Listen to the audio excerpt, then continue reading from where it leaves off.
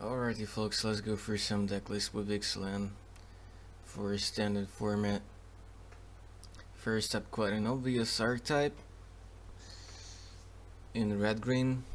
So I took the Brennan DeCandios list from MtG as a foundation for this. I haven't changed a whole lot here. I do not completely agree with mana base, though some reach with the deserts might be needed. I'm not sure the deck wants to play the full playset of the thickets of those cycle lands. The tap clause might be a bit too much for the tempo. Then what I changed from his vision was that I added one more, technically one drop for this deck in addition to Commune. I thought that was lacking. Shock can go face, it's a removal. You can still play some Magma Sprays in the sideboard if you want, but this ability giving you extra reach in addition to deserts and obvious lightning strikes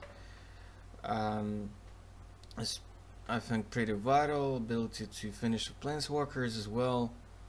Then yeah, just gives you an extra turn 1 play. Removes something from a bunch of different aggro decks. Also, in the mirror match, it's pretty useful to be able to shock away Drover or Huntmaster if you're the one on the draw. I think that's a huge tempo swing. Then I thought it's a crime to play less than 4 strikes main deck, and then less than, what is it? Less than 8 mana dorks, especially because it's a crime to not play full playset of Tyrants, and also I want to play a full set of Monstersaurs because I've been playing Eldrazi's in all kinds of formats, and Smashers are amazing, and this is pretty close when you run 8 mana dorks to accelerate them and sometimes Chandra's ability. And I've moved Scavengers to the sideboard for more particular situations. It's okay as a 4-3 for free most of the time, but I thought that Monstersaurs are just more important. And then I've moved Surge Stomps to the side because they're mostly for the mirror match. They're okay in other matchups, but I want to just reach and digging in the main, and then specifics in the sideboard. So I wanted just to have this kind of stompy build instead of just trying to go for value. There is a chance that you know, throwing in particulars into the main deck might be better, but anyways, all the beatdowns, no slack in the main deck. Change the feeds for mono red and mirror as well, so you get to hit the alphas, you get to hit these mana dorks, you get to hit Monstersaurs, for example, if they run them, you get to hit their Chandras. Scavenger for gift decks and Scarab Hulk decks. It's just okay utility. I don't think you want it in the mirror. It's not that impressive. Probably quite decent against Mono just as an extra source of lifelink. And Heroic Intervention against all the control decks, against sweepers primarily. Then I included a couple of Ferocidons because of the lifelink from the approach decks. Although the forward of the consoles and Caracals and approach itself seemed like a decent addition. Also might be okay against decks that go wide. Those might include Pirates and Merfolks, and also Monorad, actually. So incremental damage here and there.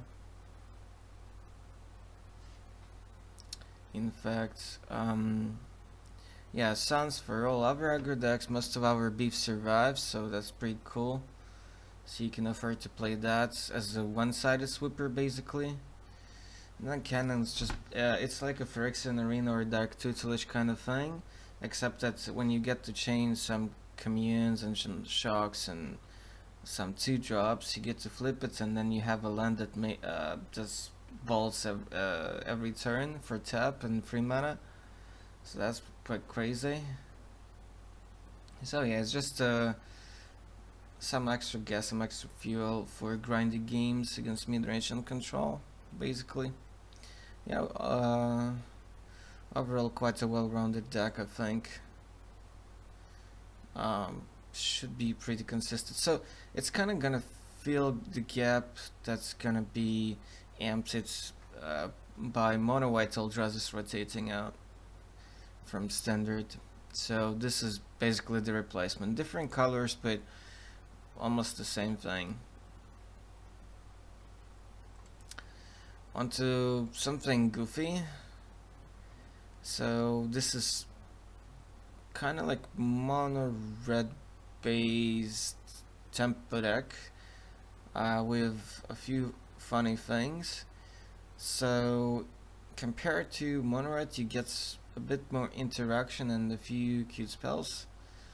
So basically you really play it as a tempo deck, throwing in all those shocks and then summons and strikes and builds to just do a lot of damage in the meantime, trying to, you know, slow down your opponent. So ability to sense or fumigate is pretty good. So this is basically a Provis kind of deck, or spells deck.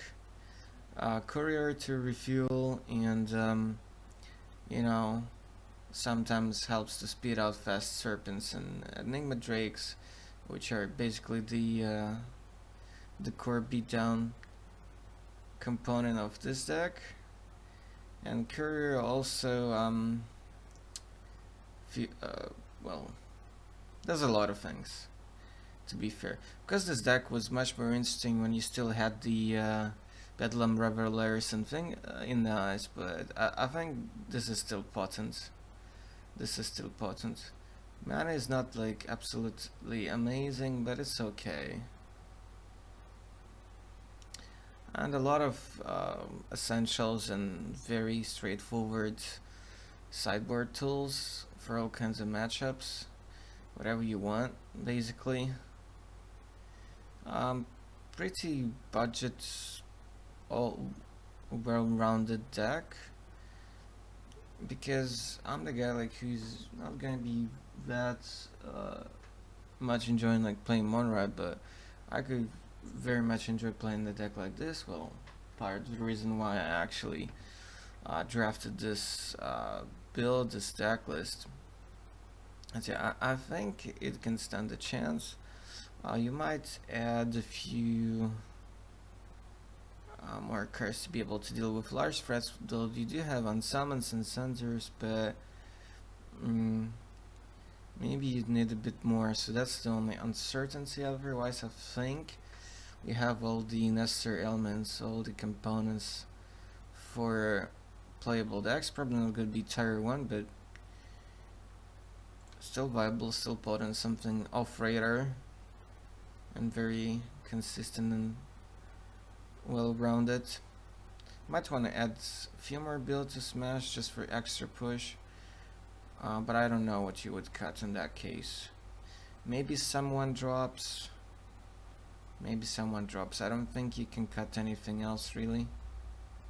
Maybe ones of something here and there.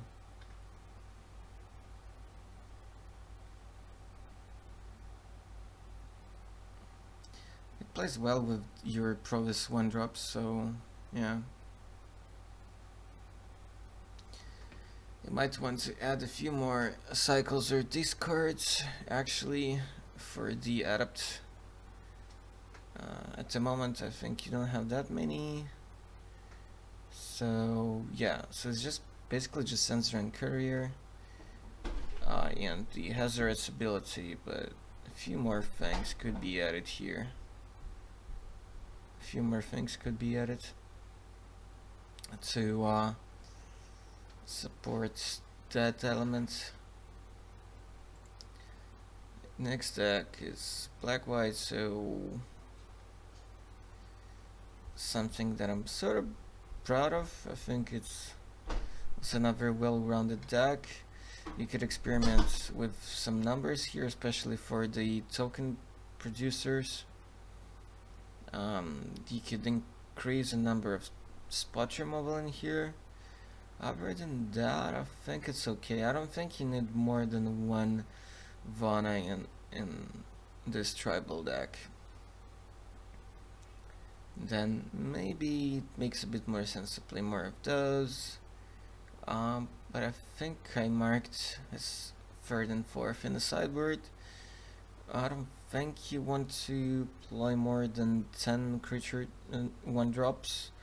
You still have push, of which you maybe want to play a few more. I'm not sure. Space is pretty scarce because you want to make this tribal theme to actually work. Yeah, Mimic is excellent here. You don't really benefit from counters, but it just helps to boost the deck. Plus helps with those token producers. Don't think you want more than 2 Mobrans, but maybe I'm wrong. Maybe you want 3 of those and none of the commissions. Maybe you want more calls, it's uncertain. Maybe you just want to play 4 Mobrans, but I'd be cautious about that because it's legendary. But I think if there is gonna be a deck that will be focused on this tribal, it will look something similar to this. Mana is okay, it's not amazing, but it's fine between hub, fastland, courtyard. You're fine, and territory is fine because you don't. I mean, you're so creature heavy, and they're all of the same type, so territory is gonna be good, and you don't run that many spells, but yeah, it could be somewhat problematic to cast landing all the time on turn 1, which is why maybe there has to be few more plains than swamps,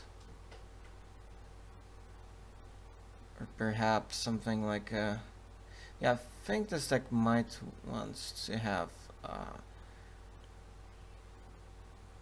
5 and 4 on swamps, on plains and swamps, compared to what I have here now. Problem with that is you have actually 2 sets of black 1-drops in here in this deck. Or what was it? Oh no, actually just one. Actually just one. If you don't count the push.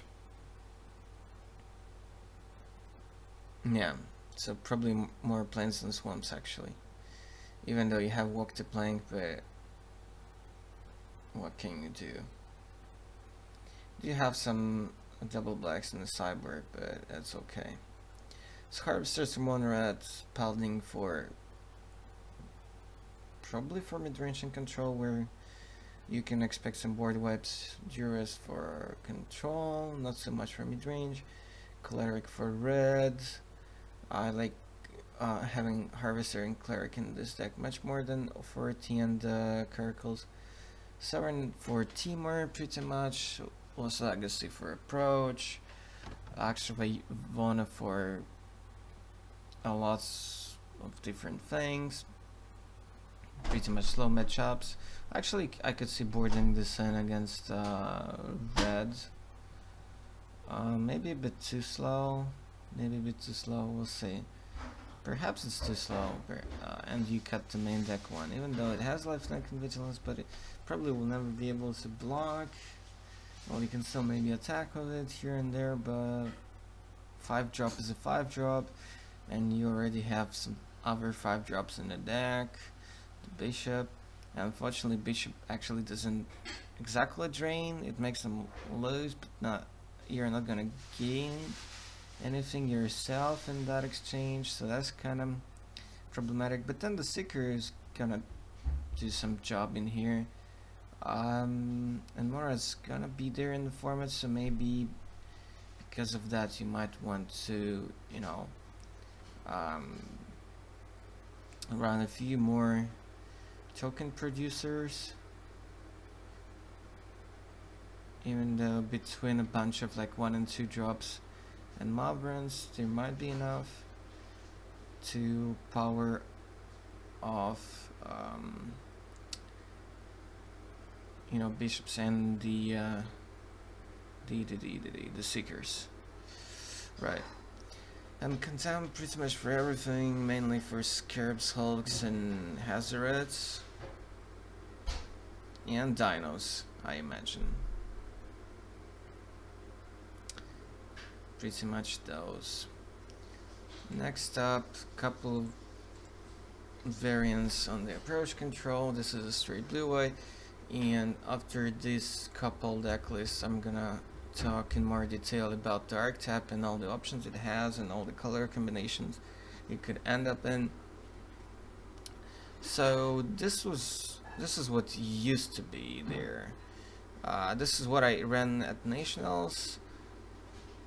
So we're losing Blessed Alliance, we're losing Immolating Glare and Stasis Snare, we're losing the Cataract and the Westwell Abbey, we're losing the Streams, we're getting a whole lot, we're losing Dismissal for ramp decks and Gods basically, we're losing Sphinx as a protection against every control deck. And we're losing Descent, which is now mainly gonna be used for Gods, but Zombies are gone, and then Gift decks is still there, but I don't think it's gonna be that powerful. I think there's so much hate in Ixalan for that deck, so Descent is not gonna be missed a whole lot, let's put it this way, and we get some new tools against that. So this is some drafts, not polished all that much. This is a Jeskai version with hubs, fortresses, fast lands to fix the meta. I was supposed to play Gideons before rotation at Nationals, but now, because we have way less options, and especially if you just stay on blue-white instead of splashing red, plus it also good in the mirror.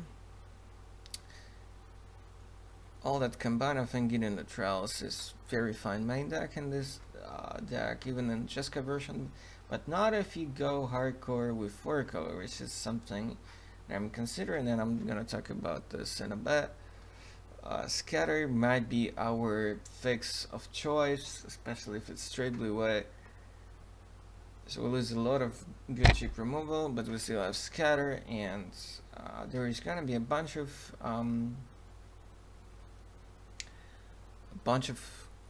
aggro decks and mid-range decks and beatdown decks and also control decks, but Scatter is still good against them, because one way to actually forget about Scarab God is to actually counter it, because in that case it's not gonna jump back and we're then saved.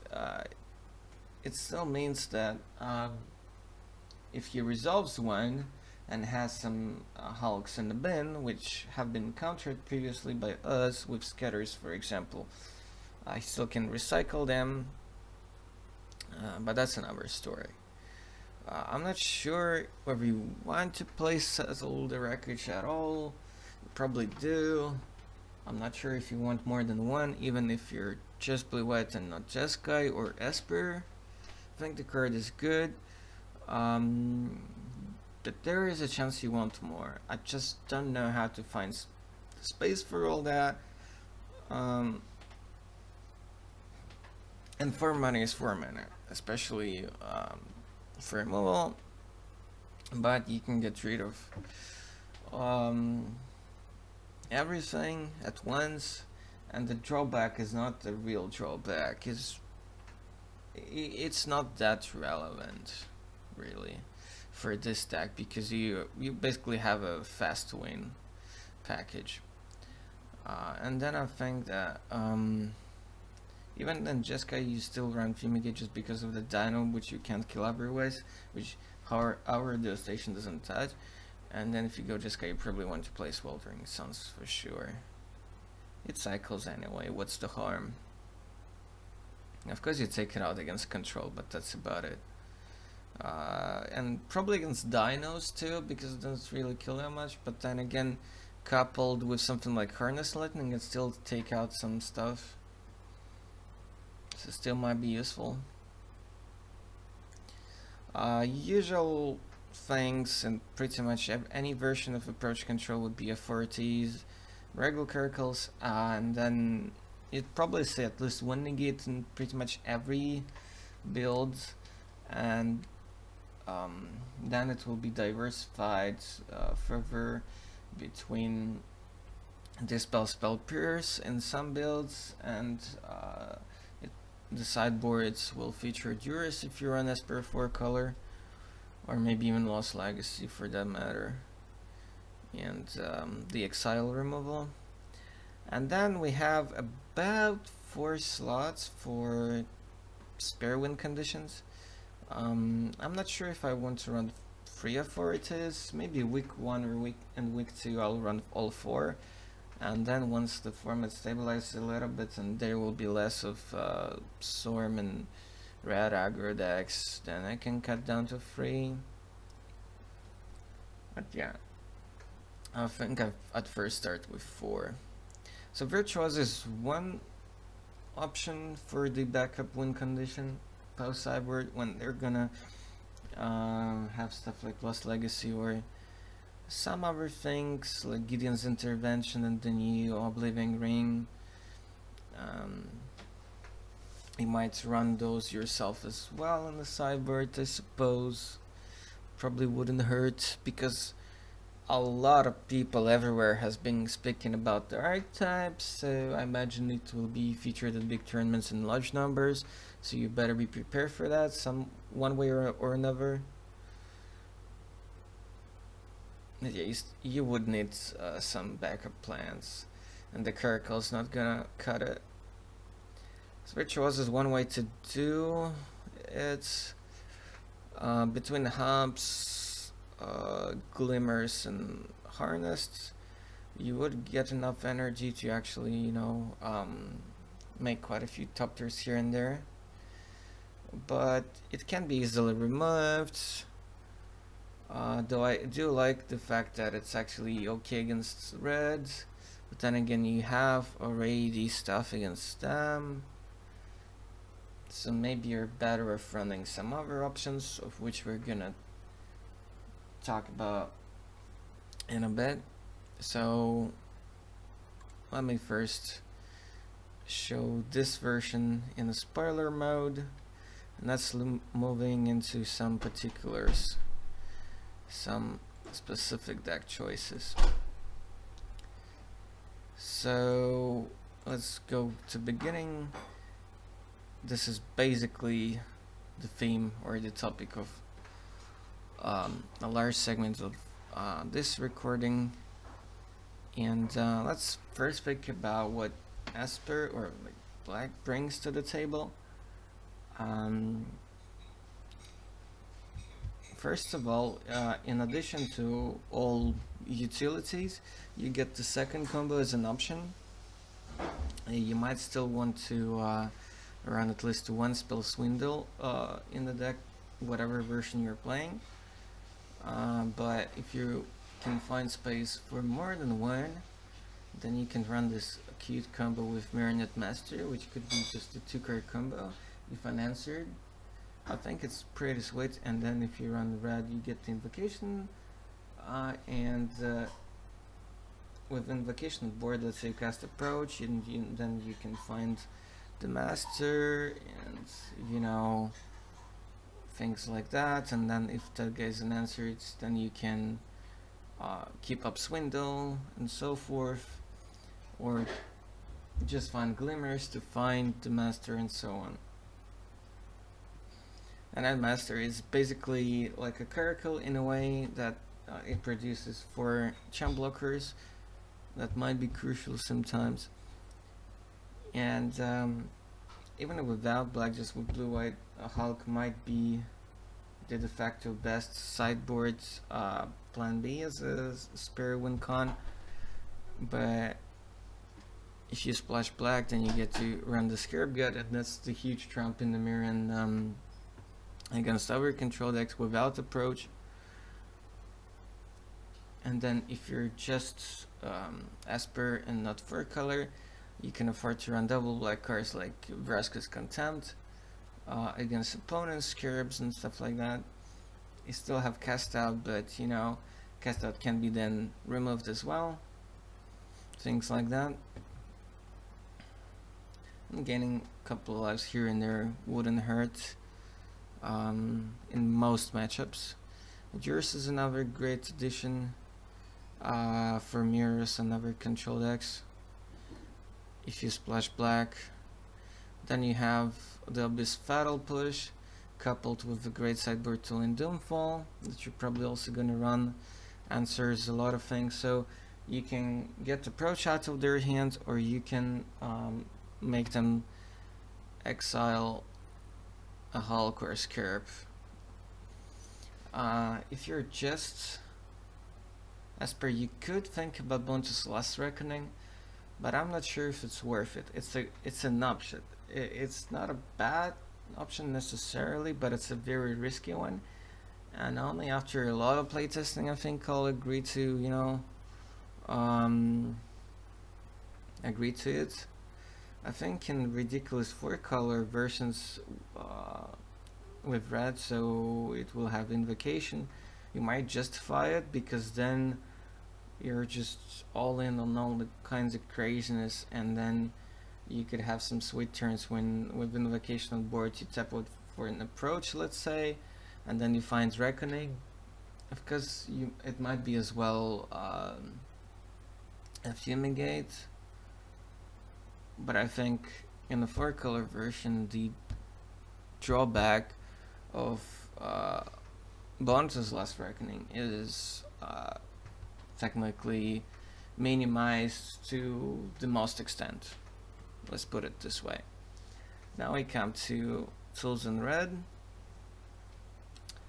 So in addition to the usuals, you get the Sweltering Suns and Hour of the Station, but even though Sweltering Suns is pretty good, but then I think Hour of the Station lost a lot of its value. There still be a lot of Chandras around, and New Gideon as well, and a few other Planeswalkers like Jace, for example, and 3-mana no Lilianas, well, 5-mana Lilianas in some decks, which I have troubles to imagine right now. But yeah, there still could be this Mardu refurbish Reanimator deck with 5-mana Lilies, so yeah, but that's a fringe deck. It never really picked up, but now it could be the time. The problem with Hour of the Station is that it doesn't kill that freaking 6/7 Hexproof Dino, and that's a huge problem.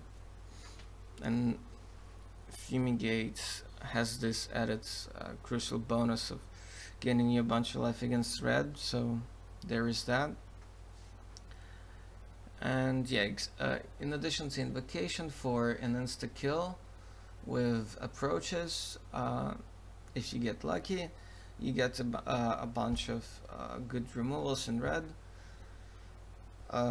which might be just what you want to fix the gap after rotation, after Blessed Lens and everything is going away. And then, well, Harness Lightning is going to be very crucial in terms of fixing the amount of fruit. Aver helps if you want to go for a color. So that's very important to note. And of course, Magma Sprays for Cybrids if you really need them, but I'm not sure if you will. Without zombies in the format, I think having Magma Sprays is not so vital. Then because you can afford to run Chandras, maybe you can even run both Chandras and Gideons in the same deck, maybe even main deck, all of them. And then, of course, as I said, Virtuosus in the sideboard is an option for an alternative wing con that could be boarded in a range of matchups. And now, as for pros of just staying blue-white without any splashes, you get to run this blue desert that helps in the mirror to counter their approach and to also find your own faster. And then if you're just blue-white, maybe you can afford to run some of those one-color cycle lands in addition to the duels. And then Hostile Desert becomes an option just as an alt win con slash survival tool. And then in just Jeskai, Grounds is also fine as a countable tool against Gift deck, which is quite annoying to play against with this deck. And this way it doesn't take a spell slot, so it's just a land, which you can also eat to reveal it if you really want to. So yeah, and other pros include Hour of Revelation because it's triple white, and Gideon because it's double white on turn 3. Both are interesting. I'm not sure that our Revelation is going to be that relevant in the format. There is a small chance of that, considering Planeswalker options and cast outs and other enchantments here and there. For example, Gideon's Intervention and the new 4-mana enchantment that prevents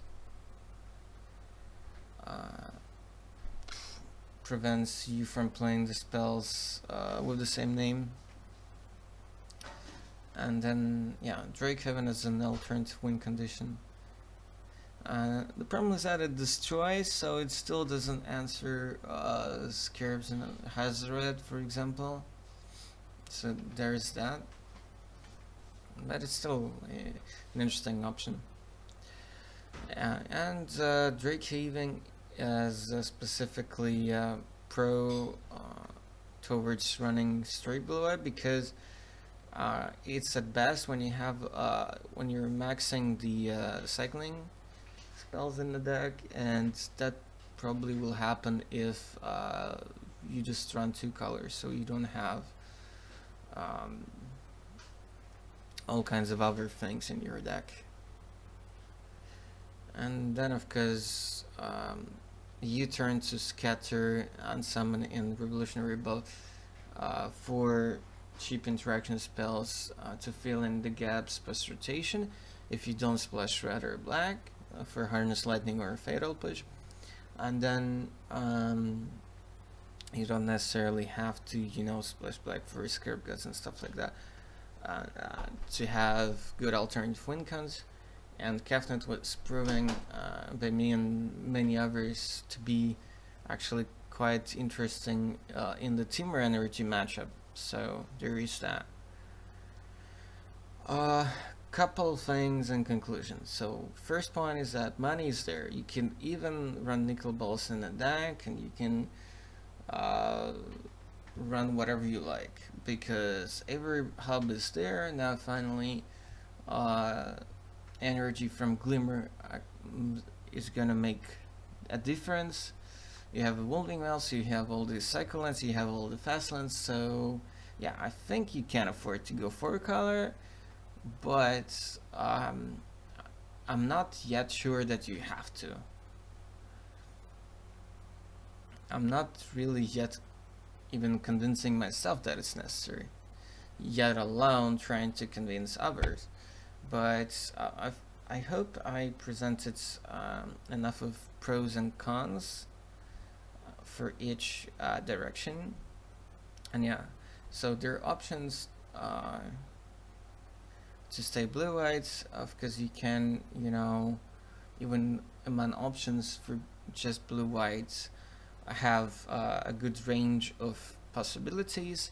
And then if you decide to go nuts and play 4-color, then you can afford to actually run things like your Terrific Reunion and Tormenting Voice to filter through your deck and to filter all those Marionette Masters, because once you go 4-color, I think you kinda have to run the second combo just to, for the sheer fun of it. I think the most competitive versions will be either 2 or 3 colors and not 4, but for local games they're playing, for local small tournaments and opens, I think you can get some extra enjoyment and entertainment for yourself and for your opponent. Okay, guys, hope you enjoyed this. Don't forget to subscribe. Goodbye.